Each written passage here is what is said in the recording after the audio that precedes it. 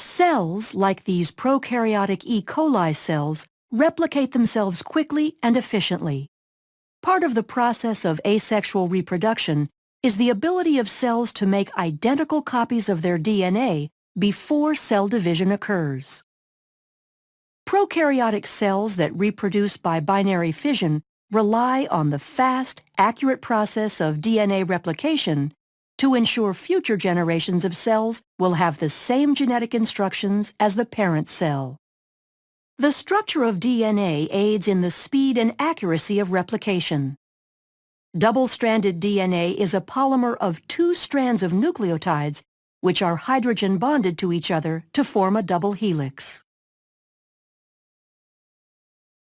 Nucleotides are molecules that consist of a deoxyribose sugar, a phosphate, and one of four nitrogenous bases. The phosphodiester backbones consist of alternating sugar and phosphate groups.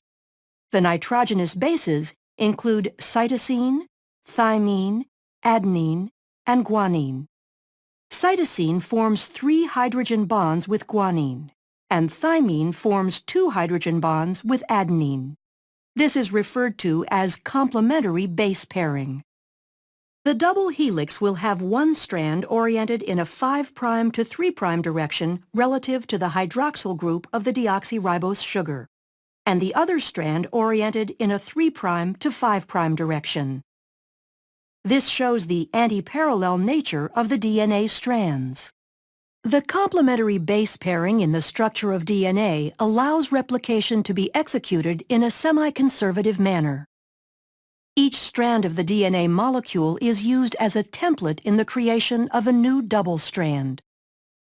Replication begins with double-stranded DNA being separated, and each original strand, called a parent strand, is used as a template for the complementary base pairing of nucleotides to make 2 new molecules.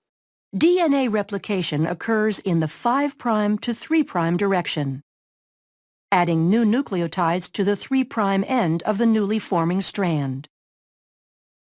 DNA replication will begin at a specific area of the molecule called the origin of replication. The origin of replication denotes the area of active replication called the replication fork. In order to understand how complex eukaryotic organisms replicate DNA, scientists first studied replication in prokaryotic models like E. coli.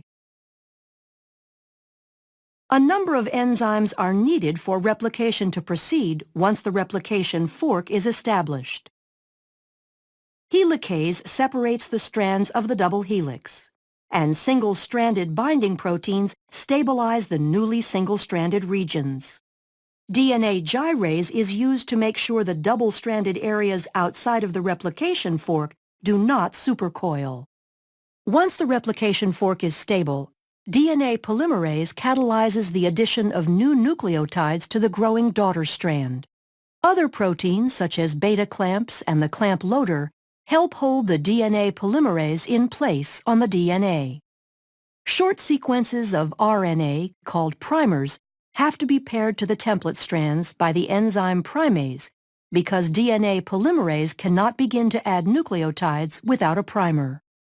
Replication of both strands occurs at the same time, one using continuous synthesis and the other discontinuous. Continuous synthesis occurs on the 3' to 5' oriented parent strand, referred to as the leading strand. New nucleotides are added to the 3' end, moving continuously toward the expanding replication fork. Discontinuous synthesis occurs on the parent strand that is oriented 5' to 3', called the lagging strand, and is completed in segments called Okazaki fragments. Replication on this strand uses primase to add primers ahead of the 5' end of the lagging strand. DNA polymerase III then adds short sequences of nucleotides, the Okazaki fragments, to the primer, filling in the gap. As the helix is opened further, this process repeats until the entire strand is replicated.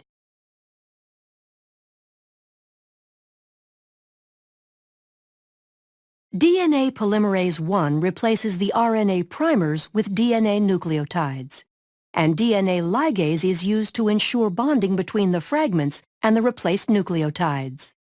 Once both the leading and lagging strands have completed their replication, two identical copies of the DNA molecule result.